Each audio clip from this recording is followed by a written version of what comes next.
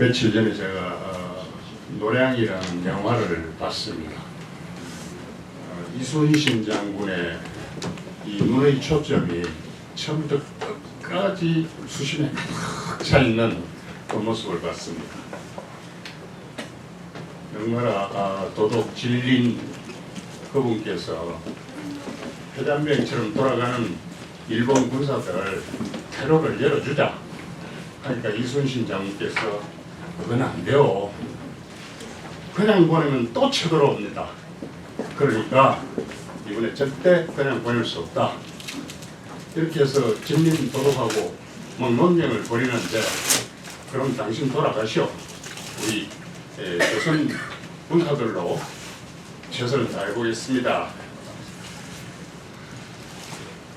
앞에서 잠깐 그런 말씀을 드렸습니다. 현재를 지배하는 자가 과거를 지배하고 과거를 지배하는 자가 미래를 지배한다는 것이 혹시 이게 틀린 게 아닌가, 제가 잘못 주워 들은 게 아닌가 라고 생각했는데 오늘 조선 부회장님 말씀 듣고 보니까 제가 그 말을 제대로 이해한 것 같습니다. 혹시 여러분 제 말씀에 동의하십니까? 네.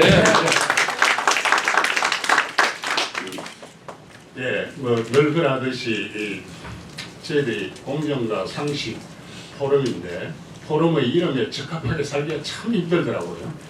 그럼에도 불구하고 늘 포럼 때마다 이 건물주와의 약속을 칼같이 지켜왔습니다. 시간이 조금 남아있는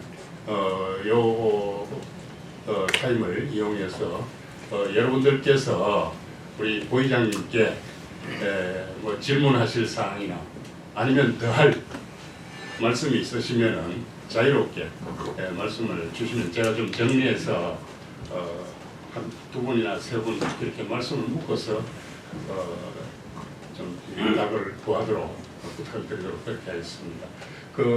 죄송합니다. 뭐 이렇게 규제 통제 이런 거 정말 싫어하는데 오늘 발제자는 박주선 부의장님입니다. 지금 발제하시면 안 됩니다. 예, 자유롭게 말씀하실 분.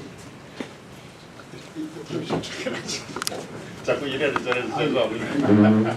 이 시간에는 앉혀주시는 거예요. 일단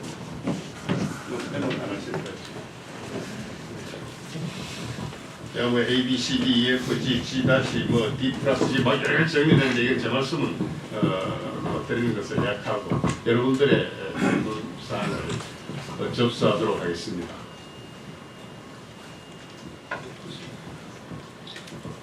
예, 마이크 좀 전달해 주시죠. 인천에서 오시는 거예요? 네, 그렇습니다. 저는 이제 지역에서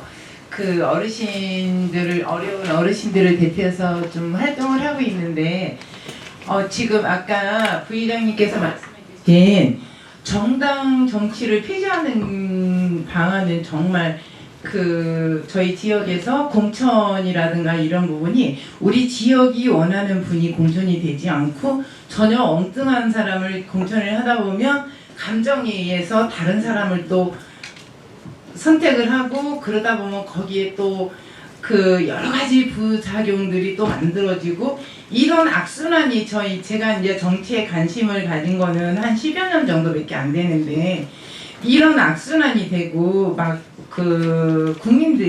주민들이 마음 아파하는 모습들을 많이 봅니다. 근데 어떠한 정당에서도 정당 정치를 폐지하자고 하는 국회의원은 없더라고요.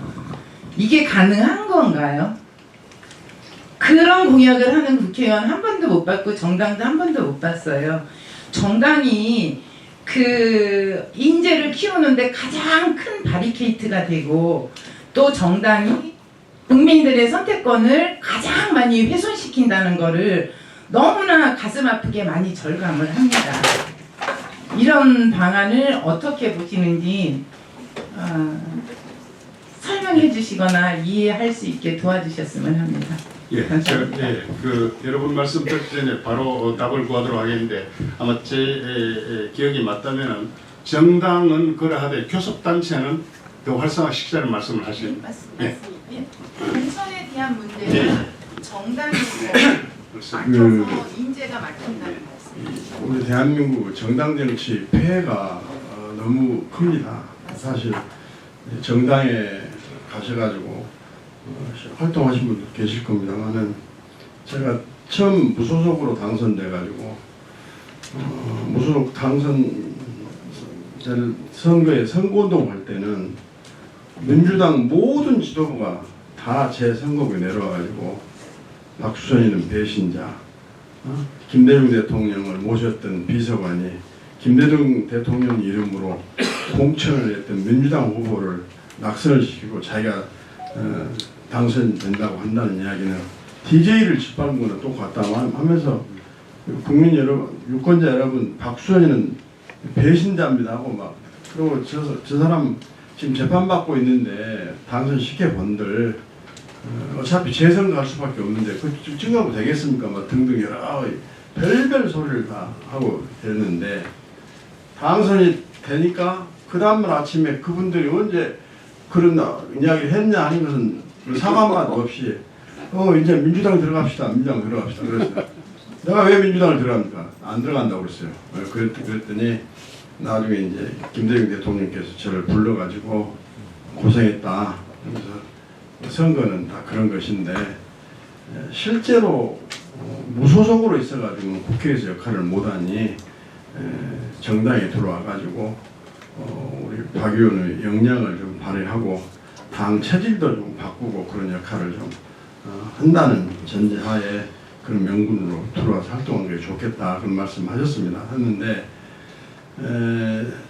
이 정당 정치라는 것은 인성을 완전히 실종, 메모를 시킨 그런 역할을 할 뿐만 아니라 그 훌륭한 후보들이 있음에도 불구하고 무슨 컷오프니 무엇을 당에 얼마나 기여를 했니 해당을 했니 말았니 등등 이유로 해가지고 경선한다고 하면서도 실제로 경선을 문턱에 가보지도 못하고 주저하는 사람이 너무 많습니다. 지금도 그러지 않습니까? 친명이니 비명이니 무슨 여기 국힘에서는 또 뭐 친윤이니 반윤이니 하면서 그러기 때문에 공천을 준다 못 준다 하고 있는데 아니 국가 국민을 위해서 꼭 필요한 능력과 자질을 갖추고 인성을 갖췄으면 그런 사람을 우선으로 먼저 뽑아가지고 출발을 시킨 것이 맞는데 당원에 규정되어 있는 경선 절차는 아예 무시해버리고 저 사람은 공천을 받을 거다 못 받을 거다 전부 그러고 있잖아요 지금. 그러고 당구에 보면은 대한민국에 나중에 수출할 것이 없으면 제가 농담을 했습니다. 대한민국에 있는 정당의 당원 당비라도 아프리카 같은 데 수출해서 먹고 살으라고 얼마나 잘 만들었는지 모릅니다. 안 지킵니다. 그런데 그래서 공천을 받을 때부터 자금이 큰 데다가 또 공천 제도라는 문턱을 넘지 못해가지고 정말로 정치를 한번 했으면 좋겠다 하고 기대를 받는 사람들이 그런 기회조차 얻지를 못하고 그러니까 선거 때는 국민 동의를 몇 사람 이상 받는다는 조건을 해가지고 정당 제도 없이 선거에 출마를 해가지고 인물 본位 경쟁을 한 다음에 당선이 되어 오면 이제 그때는 300명 국회의원이 각자 생각이 다를 수도 있고 그러니까 어떤 방향과 목표를 제시하면서 이런 교섭단체 들어와라 해가지고 국회 내에서 원내 교섭단체는 활동을 하고 그 다음에 국회가 이제 끝나고 선거 나갈 때는 원내 교섭단체도 필요 없고 개인 자격으로 가서 선거를 하는 것이 우리 정당 정치 폐해를 어느 정도 막을 수 있지 않는가. 그리고 정당에 국고 보조금을 몇백억씩 주고 지금 그러고 있는데 그럴 필요도 없지 않느냐. 정당이 있다 보니까 맨 장애 집회나 하고 맨날 싸움이나 하고 이게 그런 역할밖에 없으니까 정당의 폐해가 지금 극에 달았다. 그래서 무슨 책에 나온 것도 아니고 제 나름대로 생각을 해서 그 이야기를 했더니 대구에 가서 처음 말씀을 드렸더니 아주 공감을 한 분이 많이 있더라고요. 네. 그래서 이건 헌법이 개정되지 않으면 안 되는 그런 문제이기 때문에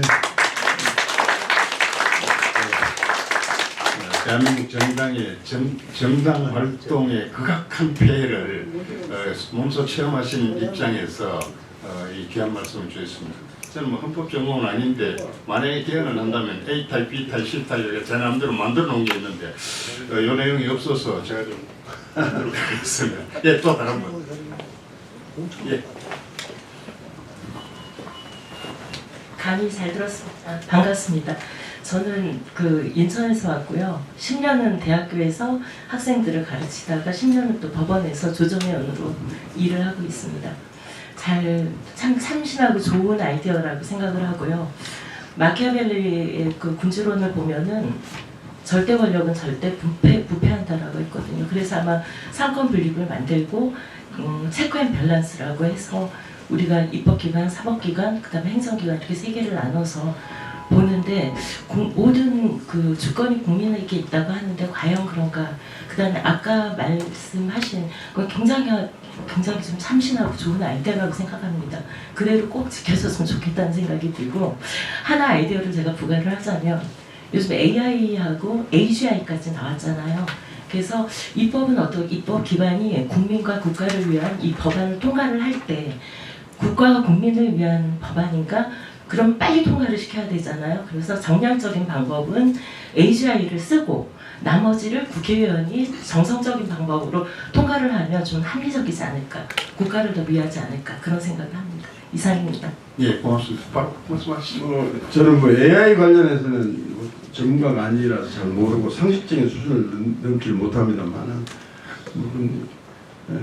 그런 첨단 기술을 도입을 해가지고 국회 개혁을 할 필요도 있다고 저는 그렇게 생각을 합니다. 그런 것은 뭐 국회법 차원에서 다룰 수 있는 문제이기 때문에 새로운 국회가 구성이 되게 되면 아이디어를 제공할 필요는 있다고 생각합니다. 네, 국회도 전자 국회가 돼야 되겠죠. 예, 또 다른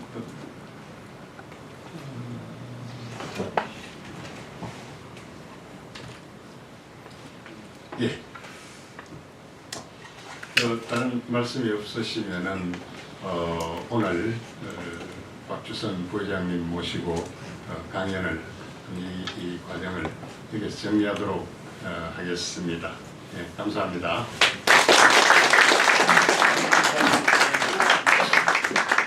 아니 우리 정용상 교수님 제가 평소에 존경하고 워낙 인물이 출중하신 분이어가지고 그 사람이 신안서판이라고 사람을 판단하는 요소가 완벽히 갖추신 분이고 그런데 사실 제가 오늘 무슨 강연이 되겠습니까? 강연은 그런데 제가 서울대학교 분당 서울대학교 병원에서 저 국회 부의장 때 한번 와가지고 특강을 좀 해달라고 해서 사양을 좀 했습니다. 했더니 그때 국립대학교 병원이 서울대학교를 비롯해가지고 1972년부터 법인화가 돼가지고 공무원연금을 받았던 분들이 전부 다 국민연금밖에 못 받는 그런 공무원 자격이 상실이 돼가지고 그것이 사립대학교 병원에 있는 분들은 사학연금 혜택을 받는데 공무원 신분을 보장받았던 공립대학교는 어떻게 사학연금 혜택도 못 받느냐. 그래서 제가 교문위원장을 하면서 대표 발의를 해가지고 형평이 없는다. 그 법을 고쳐서 2016년 3월 1일부터 사립대학교나 공립대학교나 국립대학교나 똑같은 연금을 받도록 해줬습니다. 그 답례로 저한테 특강을 해달라고 그래서 아니 지금 의과대학에 박사가 수두룩 하는데 가가지고 의학에 대해서는 문외한이 무슨 특강을 하겠냐 못하겠다고 상의했더니 야 그래도 해라고 그래서 할 수 없이 가기는 갔는데 제목이 검사와 의사라고 했습니다. 그래서 아무 준비도 없이 검사 의사를 이야기하면서 소위 말하는 검사는 사회의 질병을 치료하는 소셜 닥터라고 이야기를 하고 그 다음에 의사는 인체의 몸을 질병을 치료하는 메디컬 닥터라고 하는데 소셜 닥터 앞에서 닥터 앞에서 질병에 걸린 범법자를 데리고 와서 수사를 해보면 한 사람도 자백한 사람이 없다. 거의 다 깨끗하다. 나 병 안 걸렸다. 전부 그런다. 그런데 의과대학 교수들 앞에 와서는 여기도 아프고 저기도 아프고 다 자백하고 그만하라고 해도 아닙니다. 더 한다 하고 다들 이야기를 해주고 그 다음에 거기다 그것도 부족해서 최첨단 의료 장비 CT도 찍고 MRI도 찍고 그렇게 해가지고 치료를 하는데 쇼설 닥터는 그 병 안 걸렸다는 사람도 병 걸린 것을 찾아내가지고 기소를 해가지고 유죄 판결 받아가지고 교도에서 보내고 그러는데, 메디컬 닥터는 그 첨단 장비까지 동원하는 그 특혜 활동을 하면서도 왜 병을 못 고치느냐. 제가 그렇게 이야기를 해가지고 좀 박수받치를 받고 온 일이 있었습니다. 당연히 아니죠. 사실 좀 뭐 학문적인 연구를 한 것도 아니고 경험에서 우러난 말씀을 좀 두서없이 말씀을 드렸는데, 그래도 호응을 해주셔서 감사합니다. 여러분 정말 경청해 주셔서 감사합니다. 지금으로부터 50년 전에 제가 대학 2학년 때 사법시험 제16회죠. 수석 합격한 그분이 누구일까? 참 영웅이다 했는데 50년 후에 보니까 정말 영웅이십니다. 여러분 박수로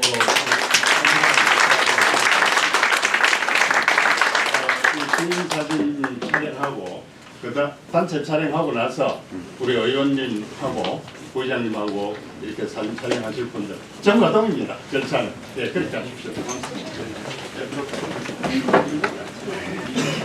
감사합니다.